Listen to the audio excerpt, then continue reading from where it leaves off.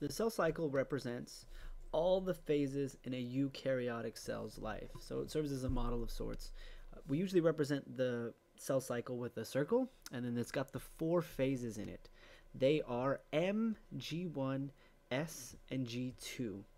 All right. For the definitions, here you go. All right. M stands for mitosis. And so mitosis, which I hope you're familiar with, is when a cell goes from one cell to 2 cells. So it splits from one parent cell to 2 daughter cells. Growth and development 1 is simply going to be like all of the regular cell processes.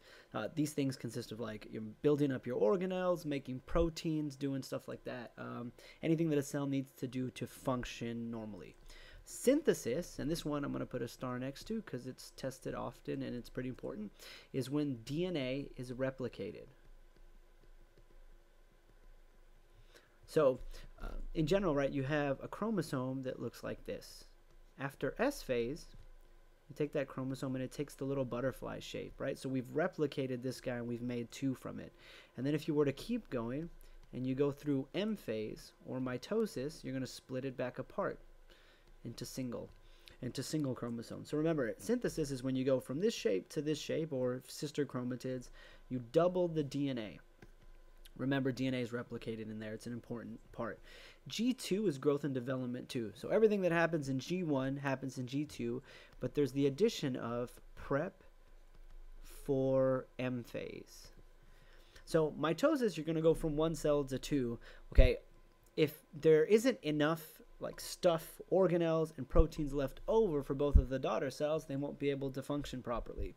So what you do in G2 is you build up all of your organelles and you build up all of your proteins so that when your cell goes from 1 cell to 2 cells, each of the 2 daughter cells have enough material in their cells to function normally, or at least to begin G1 and build up whatever that they need for the rest of their life cycle.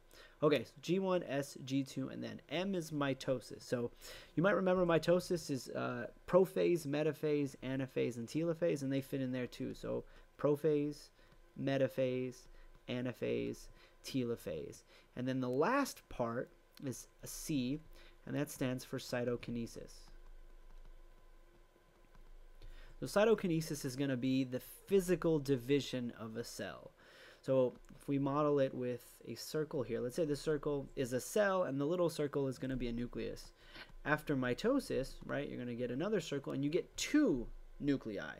So that's just after mitosis. It isn't until you undergo cytokinesis that you get the physical separation of the 2 cells into 2 daughter cells that each have 1 nuclei each. So this cytokinesis is important and it's often forgotten. So don't forget that mitosis consists of PMAT, or the M phase consists of PMAT and C for cytokinesis.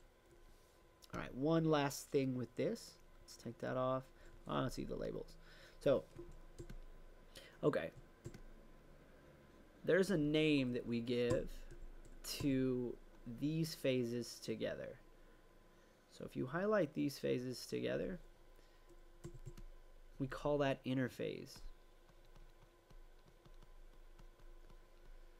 So interphase is just going to be G1, S, and G2 together. So in general, you could say that the cell cycle consists of, right, M phase and interphase. And that interphase consists of G1, S, and G2.